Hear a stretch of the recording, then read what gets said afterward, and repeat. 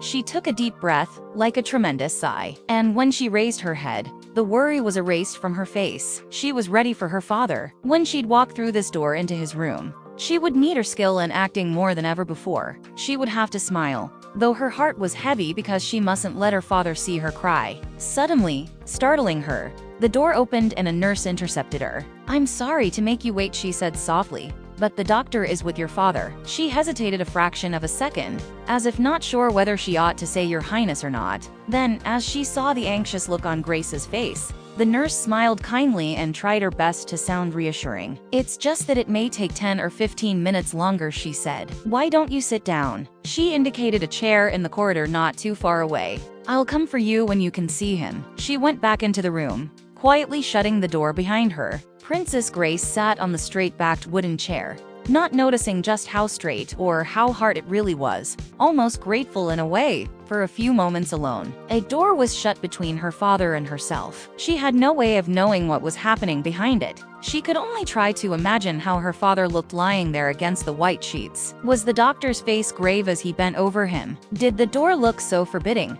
so frightening only because it was closed against her? Or had her father taken a turn for the worse, and was the nurse hiding it from her? Two white-coated attendants passed by, pushing an empty stretcher cart. They recognized her, but then, as if respecting the grief and worry they knew she must be feeling, they turned their heads away. Far down the corridor, on the floor nurse's desk, a phone rang shrilly, just as only a few short days before, her own telephone had rung in the palace at Monaco. All day, she had waited tensely for the overseas call from her mother, to tell her the operation was over and to say how it went. It was dusk already, and shadows lay on the palace courtyard, on the bright gardens overlooking the blue sea. But in Philadelphia, it was only early afternoon, and it was strange to remember that, in America, the day was a holiday Memorial Day. When the phone rang, she picked it up quickly, cutting it off at the first shrill ring. She gripped the receiver tightly as she listened to her mother's voice sounding tired, yet relieved. It had gone very well?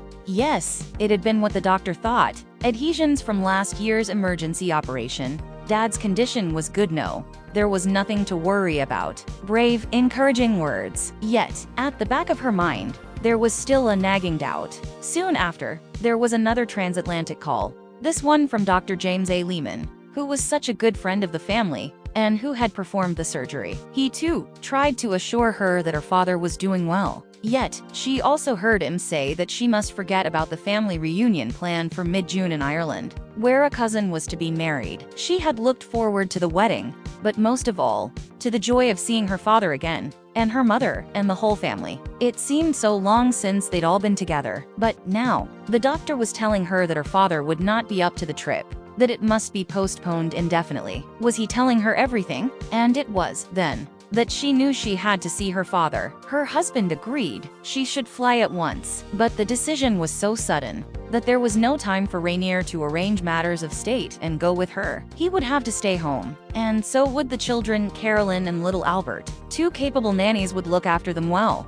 It would only be for a few days, but she and her husband had never been apart for more than a few days since their marriage. And now, though it was his birthday, he insisted that she go to her father's side. There would be a lifetime of birthdays for them to share. Not fast enough. In the hospital corridor, a red light blinked on and off over a doorway, a patient signaling for a nurse. But as she sat waiting to be admitted to her father's room, the blinking signals seemed like the lights that had flashed on and off at the wingtips of the plane carrying her to him. She had stared, unseeingly, out the window at those lights. The stewardess had told them, when they took off, of the jet's incredible speed. Yet, how slow they seemed to be going. How very long the trip seemed. It was the fastest way, and yet it wasn't fast enough. When they had to make an unscheduled refueling stop at Reykjavik, Iceland, she had remained in her seat, twisting her hands in impatience. Finally, they landed at Lulwold, and she gratefully let herself be whisked through customs and immigration, then into a waiting limousine by helpful New York City police. Then she was speeding in a car on her way to Philadelphia. At last she would see for herself how her father really was. But now, after all that hurrying, she sat waiting with a door closed between them. She shivered a little at the persistent cling of the bells ringing out their code call for doctors who were needed on the floor. It was an urgent sound. It meant that behind one of those closed doors, Someone was sick, perhaps dying, and needed help. Tired and tense with apprehension, she tried to shut the sound out. It would help if she could only turn her thoughts away from the frightening present, and back to the years when she was Big Jack Kelly's daughter, and he had seemed so tall and strong, a solid rock of a man it was impossible to ever imagine ill. She had been third of his 4 children, but she was the only one who was different, quiet and dreamy, and lost to the world half the time. Peg and John Jr. and Lizanne were so much like Dad that it was hard not to get a left-out feeling sometimes. Yet, she couldn't keep up with their games and sports. She wanted to be with them and to feel sure everybody loved her. But she was always coming down with another sinus attack, and she wasn't very good at games. Anyway, she was the shy and tremulous child who hung back on the family outings,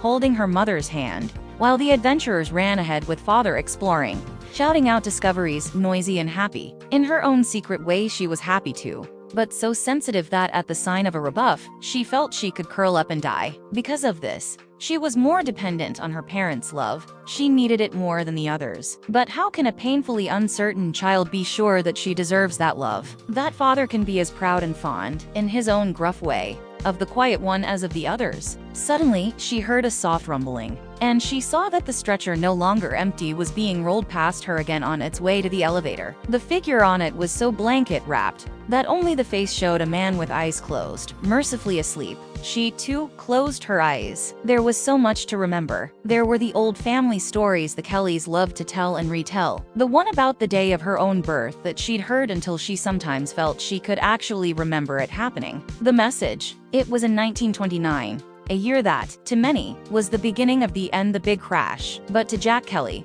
life was good, or maybe it was because he'd worked so hard for it. Being a man, nothing or nobody could stop. He'd started out pushing a wheelbarrow, and he'd gone all the way up in business, in sports, and in politics. He was a civic leader who had come very close to being elected mayor of Philadelphia. Out of Kelly brick, he had built a large, gracious home for his family. To such a man, the depression was nothing you allowed to mar the big day your 3rd child is born. Nothing would do but to drink a toast and champagne to the new baby. She could imagine how he'd looked that day, tall and proud with his laugh booming out. And then, when the bottle was empty, he had put a note into it. Nobody saw what he had written, and nobody was to take it out and look. It was for Grace's eyes. But not until the day she turned 21. When the time came, she took out the note and read a message that was short and simple, hardly more than a few words. I hope you grow up to be as nice a girl as your mother. The father who had written that bit of sentiment and keep it a secret for 21 years, how was he today? She looked toward his door again, as if willing the nurse to come out and end this suspense. But the waiting went on. There had been another message from him 17 years ago. Her father had written it in freshly laid cement in the driveway at home. She knew the words by heart. November 12th, 1943. Grace is 14 today. Long after he was gone, those words would endure. He, the builder, must have known that. There was still another message that she would always remember, though it was only in the spoken words. It was when she knew for sure that she wanted an acting career and wanted it on her own, not on the reputation and contact of her uncles, for she was the niece of George Kelly, who wrote such hit plays as Craig's Wife and The Show Off, and Walter Kelly, the famed Virginia judge of vaudeville. But, above all, she was the daughter of Jack Kelly, who'd made it on his own, too. She was about to enter the American Academy of Dramatic Arts in New York. Her father talked it over with her, asking her only to be sure. He told her what he knew from his 2 brothers. That show business is heartbreaking and demanding. You have to be good, he said, or we don't want you to go. It was the crossroads for a girl who had everything. On the one hand, a warm, welcoming home, family and friends, a privileged life of comfort. In the other direction, hard work. Had her father always known which she would choose? She chose the work, and turned out what he wanted her to be: good. She became a star, an Academy Award winner. She was noted for her beauty, talent, poise, bearing. She played a princess in The Swan, and looked more regal than a real one. A fairy book romance. And then, like a fairy book romance, a real prince did come. A young, handsome prince, but so shy that his personal chaplain, Father Tucker, had to play Cupid and do the talking for him to Grace's father. Even then, with a prince asking for his daughter's hand in marriage, Jack Kelly was so much the protective father, and so thoroughly an American, that he didn't leap at the chance to make a princess of his daughter. He said to the chaplain, "Father, all we know about this boy is your word that he will be a good husband." And he said, "Father, let's get this straight. We're not running after royalty. Now Grace remembered Father Tucker's answers to her own father during the conversation that shaped such a happy, love-filled life for her and Rainier. Father Tucker had said, "John, I wouldn't recommend any boy to any girl. If I didn't know him inside out, he is a fine boy. And you're not running after royalty, royalty's running after you." The running after those were only words, figures of speech. Her father knew that what mattered was two young people falling in love with each other. So the announcements went out. Mr. and Mrs. John B. Kelly Sr. announced the engagement of their daughter Grace to His Serene Highness, Prince Rainier III of Monaco. And she remembered how, in the unbelievable stress and strain of an international wedding, her father had stood by her to hold off the curious ones and the pushers. Yes, he had given her his protection, his strength, and a great deal of love. Jack Kelly, wrapped up in business, sports and politics, may not have been one to talk about his feelings for the shy, quietly intense one of his children, but he was there when she needed him. Always. With such a father, the question was inevitable. What would I do without him? She looked up and saw the nurse coming out of his room toward her. She stood up at once. He wouldn't see her cry. "You may come in now." Now she would see her father. What the doctor had to tell her, he would tell later, and then she could release the tears, whether they were of relief or despair. But now, while she was in this room, her father would not see her cry, because he was so sick and she loved him so dearly. She walked swiftly along the corridor, only for one moment. At the very door, she stopped. She turned away, alone within herself. The nurse didn't see her face, with its look of fear, or her hands pressed tightly together and against her body for control. She said a silent little prayer, took a deep breath, and when she turned back, again, she was ready. The look of anxiety was gone. Her face wore a serenity that was lovely to see. A smile of greeting was ready on her lips. 2 weeks later, she was on her way home to Monaco, knowing what she knew. That for her father, it was what she had dreaded all along. Cancer. He was out of the hospital now. The doctors had let him go home to be surrounded by his family again, in the reassuring comfort of his own house. Because for Big Jack Kelly,